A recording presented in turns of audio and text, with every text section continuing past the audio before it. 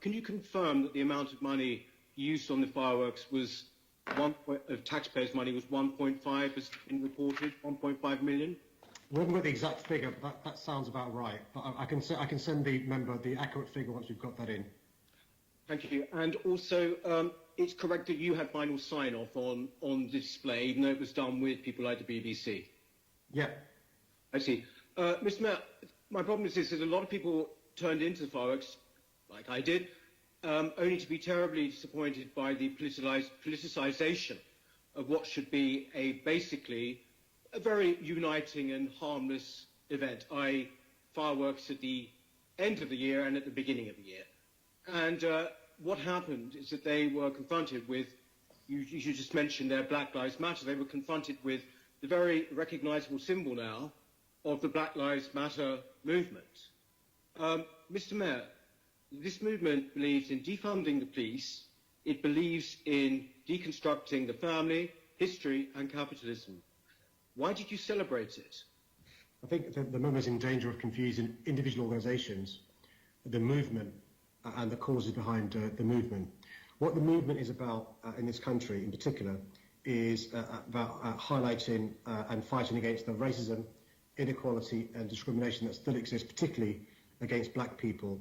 And over the course of the last year, one of the defining moments was the horrible killing of George Floyd in Minnesota, Minneapolis, the USA. And that's what's led to a groundswell of Londoners and people across the country coming together, uniting against racism, inequality and discrimination. And that's what it's about, not the other issues he's referred to. Mr. Mayor, that is disingenuous of you. The Black Lives Matter movement, as it was celebrated in that fist, which was then in the middle of a firework display, right? They have very particular aims, which they're very clear about. They're not sort of resigning from them. They're very clear about it.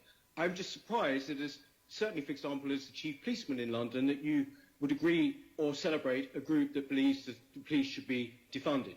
Can I just ask you this? When you did or worked out the display, did you know that Black Lives Matter movement had in October already applied to become a political party?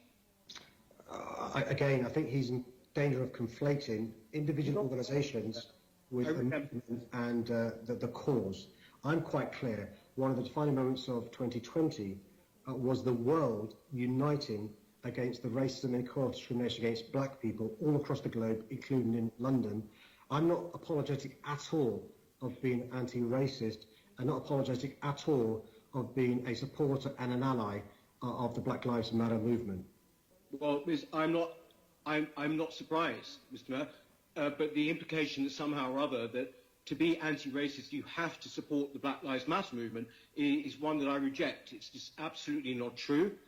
I think that the point is that this movement has applied and is still being considered to actually be a party. So you could end up facing them in the forthcoming elections. Can I just say also one thing? You talk about these images that you used in this display. I don't think any display really should have images that basically divide people anyway.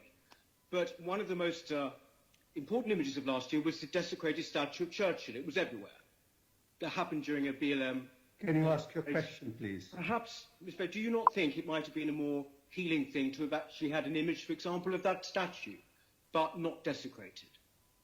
Well, I agree. The statue of Churchill is really important, and it's really important that it's not desecrated. It's really important there isn't graffiti or vandalism taking place on Winston Churchill's statue or others.